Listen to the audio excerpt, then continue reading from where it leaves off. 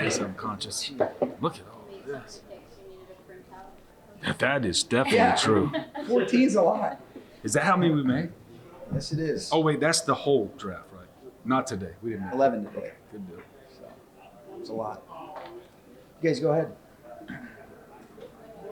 Scouting sense, what did you see from him or what made you want to bring him here? Oh, you know what was awesome on that? Is Georgia's got a good offensive line. So anytime you'd go to watch defenders in the SEC, you'd go, oh, let's go watch Georgia. They're the best team. They got good offensive line. And it was interesting. You just come away going, wow, I thought people said that guy was just maybe, whatever, kind of manage the game type QB. But what you did is you just know, whoa, wait a minute. Look at that guy move. Look at him buy some time. Look at him anticipate some throws and just you come away thinking, wow, he was a weapon for Georgia. And I made a joke internally that, boy, he's got a bad PR agent because, his image is not maybe being, let's call it a talented player. Was probably a little false.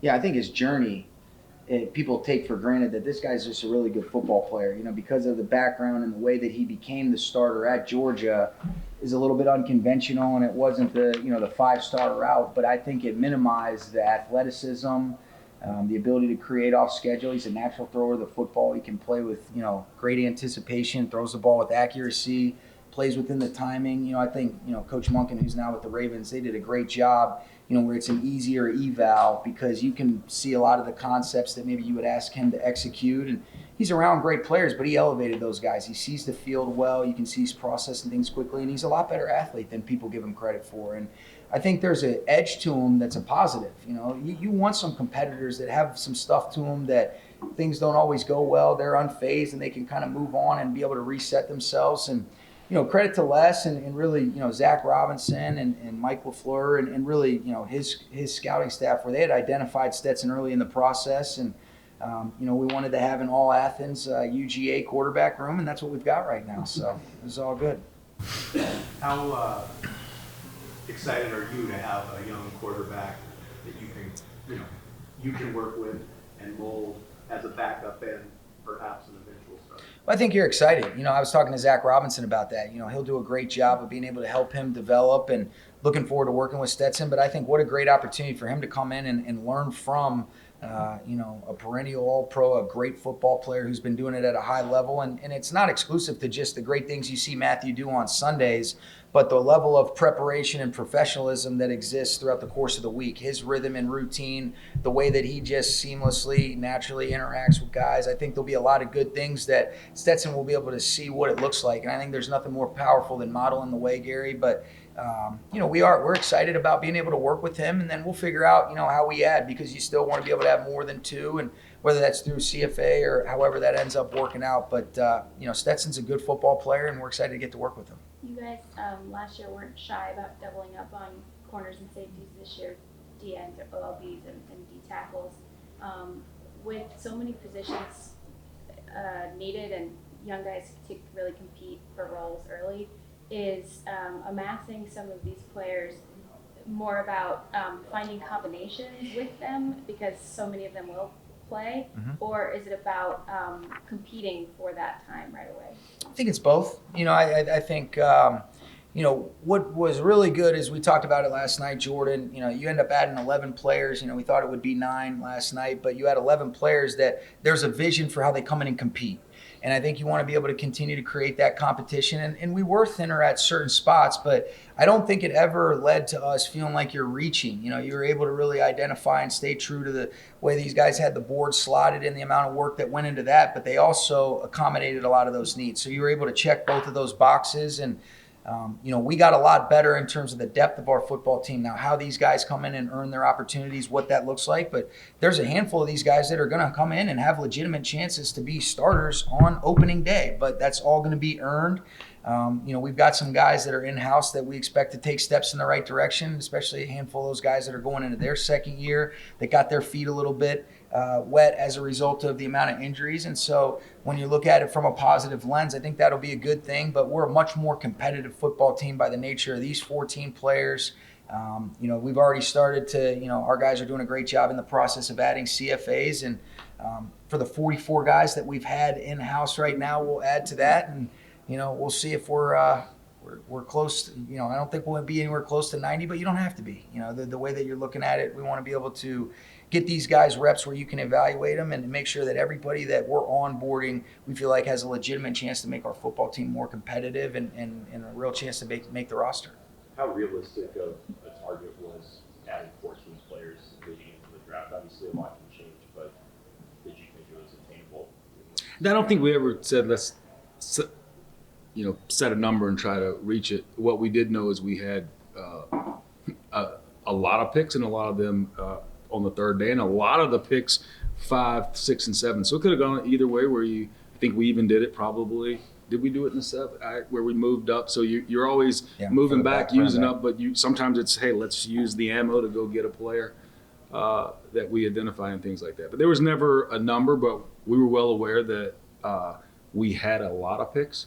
So let's try to, make the most of each one of them every time we went to pick. I think what made it helpful, Stu, was the amount of guys that you liked when you're getting ready to pick, as opposed to, all right, hey, we feel really good about this bucket, and that enables us the flexibility to be able to move back, add some more players, for the totality of your roster. But because these guys had a great feel for kind of bucketing players that we liked and filled a certain genre that we were looking for, that enabled us that flexibility. And then there's certain exceptions when you feel like, all right, Zach Evans is a back that has some special traits, and so then you go up. But for the most part, we were able to kind of stay consistent to the plan. And I don't know if 14 was ever the target, but it was. When we sit here with you guys after the draft, you're going to feel a lot better about the projection of your team. They got to come in, and there's still a lot of work to be done, but we are excited about this process and now looking forward to really getting to work. I know this, if we ever get back to where we just have 7 picks, man, that's going to seem like it's a boring day.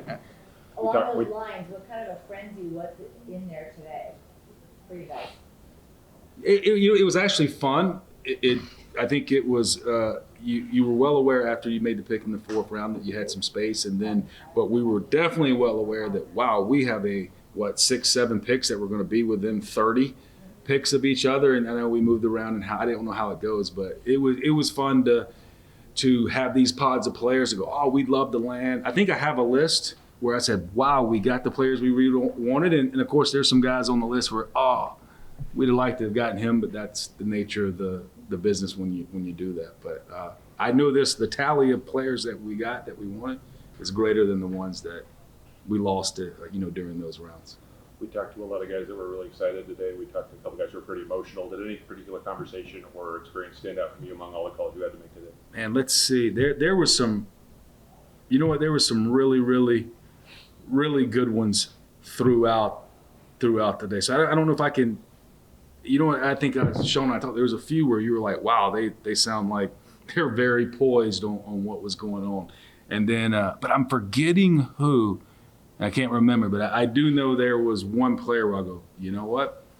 He's having a tough time talking to the coach now because he was definitely emotional. Nick Hampton seemed like he was pretty excited, in a positive, good emotions, but it was a great range of, some of the guys were just steady and even keeled and excited about the opportunity. And then you get a couple of those guys where it's really cool to hear, a lot of the hard work kind of come to fruition, and you can hear their families in the background. That's what makes it special. And those moments are, something I'll never forget, Kyron Williams last year, just how emotional and how, authentic he is. And then you're sitting here a year later and you're saying that's one of the things that makes him a special human being. And I think a lot of these guys are in alignment with some of the things that you like about a lot of players that we already have in-house. 2 years in a row, you guys have traded up for a running back.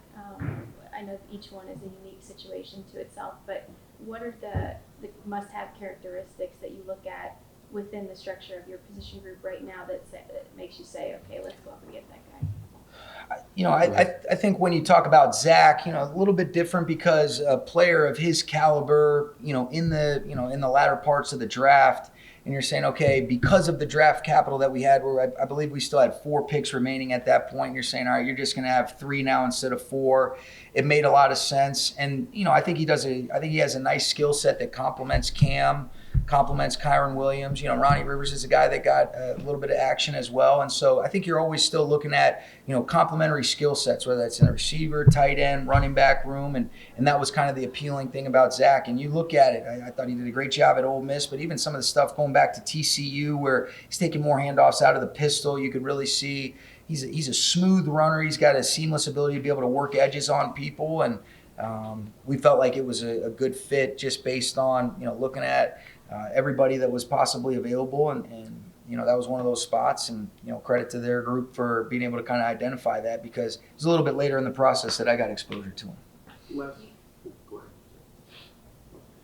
Les, what went into your decision to deploy Kellen Clemens to meet with Stetson Bennett, and what was the feedback you both got from him? You know, it's probably a few variables. Kellen obviously played here. Got a lot of respect for him when he was here. We've got some great stories on some private workouts together where he went and threw to receivers when we were doing some private workouts when he was here as a QB. I'll get into we were at Baylor and we took off one time in a plane, and it's him and Austin Davis in the back. Point being is something happened in the plane, and it's almost like they opened the sunroof. I just saw wind hitting their face, oxygen mask coming down, and I just remember thinking, you know what? I remember thinking the last face I'm going to see is Kellen Clemens. But he's been someone who has, you know, post football has gone. I think he started a school in Idaho. He reached out and said that he would love to get into scouting one day, and we've done this with a few people. We have Andy Sugarman that does it. You know, guys that will go. So it helps Sean's staff be efficient. We don't have to send everyone out on the road, but you send these guys out and somewhat act like you're in a quarterback room and install and talk football and do that. But he definitely came back thumbs up, and it was cool. There's a lot of people, right, that do a lot of work, and interestingly, a lot of people who actually did a lot of work on area scout, and we might not have I hadn't done the tally, but a player from their area might not have gotten drafted. You know, and you just, so it is neat when we drafted the punter, when Chase and that group who did a lot of work, and we were able to, let's call it, not necessarily reward them, but their intentional work paid off, and okay, we actually followed the game plan and made the pick. But he was standing there. I told him this is a possibility. We do him in the 4th round. So long story he was thumbs up on Stetson meeting with him. You guys traded down to get the Mr. Irrelevant pick. Is there anything unique about making that final pick of the draft for you guys? You know, I didn't know it was the last pick or Mr. Irrelevant until we made the trade, but I can say there was probably I would call it a non-business-like emotional attachment to doing Mr. Irrelevant for maybe the first time. I can't remember that we have ever done that, so that was kind of fun. But hey, it's only because somebody made a big deal of being the last pick in the draft. But Same as. All right. One more. Just for both of you, you guys ended up drafting a lot of guys who knew each other already, whether it's from the same school, clusters of TCU players or TCU transfers, Georgia players. When you're, whether intentional or not, when you're building the way you guys are, and a lot of young guys are going to have to contribute for you, is there something to that where if they already have a familiarity, a bond that's previously been in place, does that kickstart the process a little faster for you guys? You know, I don't know that you necessarily think about it like that, but, you know, guys that, you know, you look at it, those are the two teams that were in the national championship. It's always going to be able to have easier exposure when teams are having success playing against other high caliber teams. And so it just kind of worked out that way where, you know, you've got a couple TCU teammates, you got a couple Georgia teammates, and guys, it seems like every time you turn around, another Georgia player is getting drafted. I mean, it's been unbelievable what Kirby's built there. But, you know, credit to Coach Dykes. I mean, they've done a great job. And then obviously, like we were talking about with Zach, you know, having been there before, that was obviously with Coach Patterson. But I don't know if I've thought about it like that, but I do think, you know, they'd be better equipped to tell you. I'm sure there's a certain level of comfort. You're coming into a new atmosphere, new environment. There's always a comfort in a familiar face and somebody that you can kind of go to as you're getting to know other people. So I wish I could say we were that smart thinking about that, but I do think it certainly is helpful. Yeah, I agree. I've always anytime the rookies come in, I'm like, okay, first day of school, right? It's like, oh, you've been at this town, going to this school, and all of a sudden your parents rip you out of town and drop you off, and you got to show up to that first day of school. There is the element of butterflies, but it's neat to take teammates out of it. I think when these guys go and maybe train together, for let's call it pre-draft, pre-combine training, go to the combine, they bond. So it's interesting when you see those rookies. As Sean said, it's definitely helps them when they do go to school for that first day of school. Like, wow, I got a buddy here, so it's not so bad. No doubt. Okay. Thanks, guys. Thank you. See y'all.